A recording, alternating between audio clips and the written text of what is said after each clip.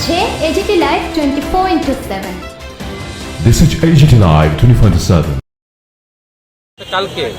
কালকে ঘটনাটা ঘটছে কারণ এই কারণে আমরা স্টাফরা যখন ঘরের মধ্যে আসিল কালকে 4টার দিকে ওই রুমের দিকে একটা বিকট আওয়াজ শুনছে। তখন পেশেন্ট আসিল না, তখন তারা আওয়াজ শুনছে, ভাবছে খাওয়ার রুমের বুঝি কিছু পড়ছে টরছে, তারা এত বেশি জিনিসটারে ভাবছে না।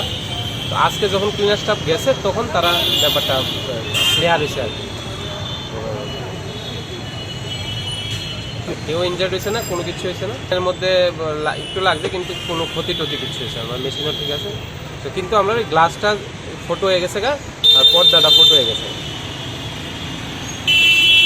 ঘটনাটা হয়েছে কি মানে আজকে বিকাল 4টার দিকে আমরা একজন ক্লিনার স্টাফ, আমাদের একটা সেন্টার আছে আগরতলার আস্তাবলের ঠিক উল্টা দিকে টেরেসা হেলথ কেয়ারের যে ক্লিনার স্টাফ আছে, আমরা একটা আয়ের সেকশানে যখন ক্লিনার স্টাফ ক্লিন করতে গেল, তখন পর্দাটা যখন সরাইয়া যখন জ্বালানোটা ক্লিন করতেছিল, তখন দেখলো জ্বালানার যে গ্লাসগুলা ছিদ্র হয়ে গেছে, হোল হয়ে গেছে।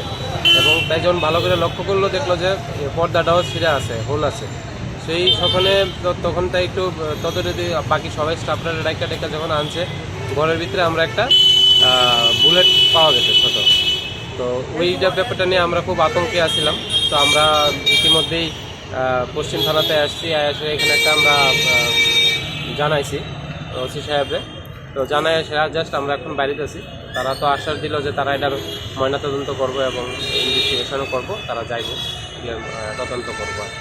এটা তো আমরা কিছু কইতাম না, কিন্তু পুলিশরা আমরা জানাইছি পুলিশরা তদন্ত করেই সঠিক দিতে পারবো। আমরা তো এই ব্যাপারে কিছু আর মানে অভিজ্ঞতা নাই, বা আমরা কারণে কোনো শত্রুটত্র আছে বলে মনে করি আমরা কোনো নাই।